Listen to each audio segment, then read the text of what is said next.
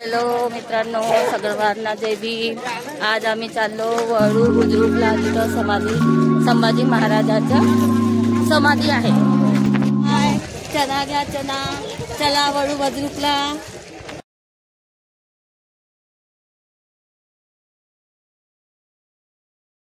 आम्ही जुते चप्पल काढलो आणि आता आम्ही समाधीकडे जात आहोत। तरी सर्व मित्रांनो तुम्ही आमच्या मागे या। संभाजी महाराजांच्या समाधीजवळ आता आम्ही चाललो वंदन करायला, नतमस्तक आहे।